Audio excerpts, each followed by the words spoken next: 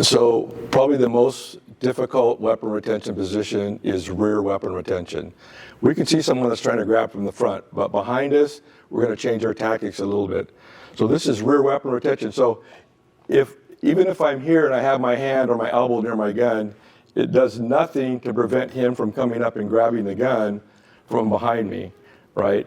This by itself will not keep the gun in the holster, right? Pushing the gun in, if the gun starts to come out, right, if he pulls it back behind me, right, that's a bad day because I cannot turn and get the gun before he starts shooting.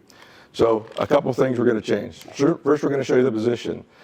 If they're grabbing, I'm going right to this position where I'm pushing my magazine back in. So if he grabs, I go right here right away. This is helping me keep the gun in front of me if the gun comes out of the holster. So if the gun comes out, I push it and I control the muzzle. Key points is I'm not putting it into the grab reach area of the other hand. I'm pointing it here because he's going to pull the trigger. So he pulls the trigger, boom, that's where the gun's jammed. I'm going to attack the pinky finger right here to pull it off. I'll pull it off, I re-grab. As he's grabbing for it, I pull it across my chest. Now, when I pull it across the chest, right, I bend it. This makes it harder for him to pull his arm back out, right? And I can still shoot. I'll take a side step beside me, and I'm shooting at a downward angle. So if the arm's here, he can pull that arm back out pretty easily and try to go after the gun. So the way that we set the drill up is specific because it teaches you a couple things. I'm going to start with my hand on my gun first, and we'll work through a series. So Jeremy's in front of me. We're seeing some videos where the person will move behind you, but they push the front arm by, they move in, and he actually tries to grab for the gun. He ends up grabbing onto my wrist. So this is where we start our drill. So you notice he has control of my wrist. So if I pull the gun here, he can start to pull the gun behind me, right? So this is the scariest part. I'm going to reach over and grab onto his wrist. I'm going to pull it across my chest and bend it. This is critical. I'll draw my gun, I'll sidestep, and I'll shoot downward. All right? So let's see that again. So what we see is officer stance is usually if the person's moving towards them, lead hand's pushing away, other hand's on the gun. What we're seeing is the suspect moves behind and they grab onto the gun, but they're actually grabbing onto my wrist. This is where we'll start the drill. So I'm going to grab the hand. If you're big and strong enough to rip the hand off, that's fine, but someone that with a good grip or strength is not going to allow you to pull the hand off. So I'm going to pull the hand across my chest to here. If they have a really good grip, you either have to roll it downward or bend it back to where the thumb pressure releases it. Bend it down. Now notice it's bent across my chest, right? And I almost have I have an elbow hook like I'm setting up for a Kimura, but now look where my gun's at. I can draw the gun, and as I draw it, I take a side step, and I'm going to shoot downward from the hip at a downward angle. The downward angle is critical because I don't want to be shooting behind me and hitting innocents. All right, so let's set that up one more time, and we'll show it at a different angle here. So he's coming in, right? He pushes it by, he comes in. I reach across.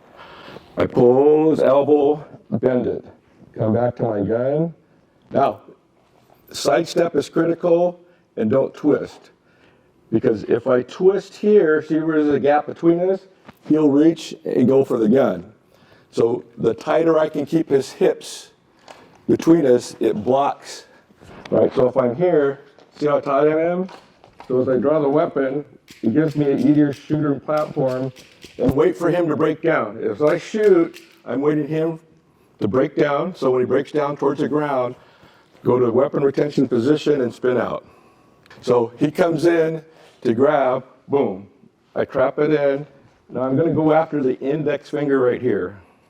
Right? I'm going to pry the index finger this direction to get him to release. So I pry it across. Once it comes off, I have to re-grab to get a better grip because the finger hold by itself is not going to leave it here. So re-grab, and we're right back to position one.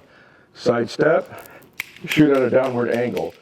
The nice thing about this position is that if there's other threats or multiple attackers, I can still engage them. Back up, right? And he can't grab it with this hand or the other hand, right? So it allows me to engage multiple targets if I need to, if there's multiple subjects.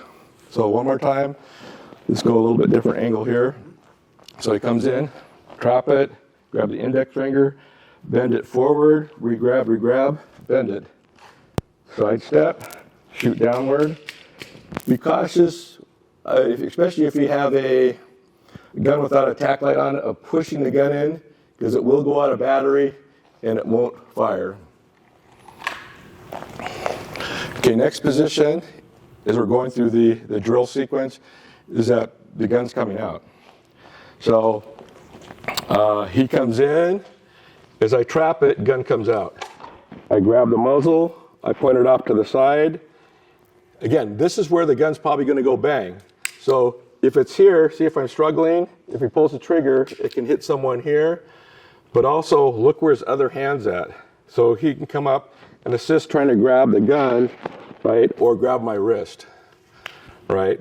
So if we do end up where he grabs the wrist, right, it's not that difficult to re-grab, get back to the same position, but we'll take you through just the basic position first. So he comes in, boom.